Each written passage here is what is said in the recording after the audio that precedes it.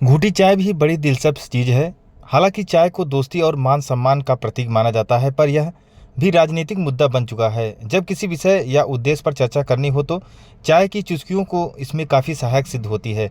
प्रधानमंत्री नरेंद्र मोदी ने 2012 में इसे राजनीतिक रूप देते हुए इसे चाय पर चर्चा का नाम दिया था। लोकसभा चुनाव को लेकर इस समय पूरे देश में सियासी माहौल गर्म है। हम जहां भी नज़र घुमाएंगे, चाय की गुमटियों होटलों पर विभिन्न राजनीतिक दल के लोग चाय पर चर्चा करते हुए नजर आएंगे। पहले तो सिर्फ भाजपा ही चाय पर चर्चा करती थी, लेकिन अब विपक्ष ने भी इस अभियान की शुरुआत कर दी है। चाय पर चर्चा के दौरान पक्ष विपक्ष दोनों मिल जाए तो राजनीतिक चर्चा का माहौल और मज़ेदार हो जाता है। लोकसभा भदोही संसदीय क्षेत्र की बात करें तो भाजपा नेता समीर अहमद उर्फ जाकिर की ओर से चाय पर चर्चा के दौरान मोदी सरकार की उपलब्धि, धारा 370, 3 तलाक, अयोध्या में राम मंदिर का निर्माण, आर्थिक नीति, विदेश नीति आदि प्रमुख मुद्दे बताएं। वहीं विपक्ष के सपा अधिवक्ता संघ के जिला अध्यक्ष योगेश पाल चंद्रजीत यादव बेरोजगारी, सीएनटी एक्ट, पलायन, संविधान बदलने जैसे मुद्दे को हवा दे रहे हैं।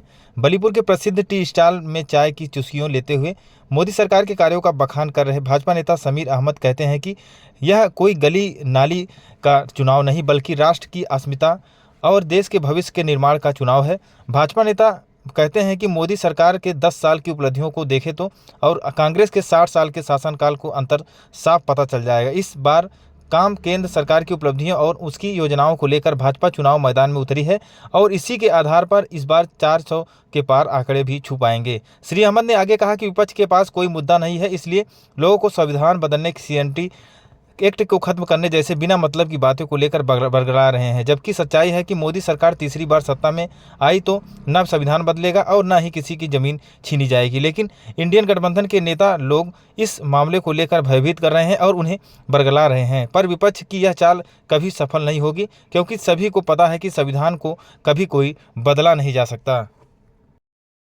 है ना, इसलिए चिल्ला रहे हैं क्योंकि अखिलेश भैया ने मंच में सिखा दिया कि बाप का जो आप, बाप का जो है कालर, ये काम मत करिए, सुनिए।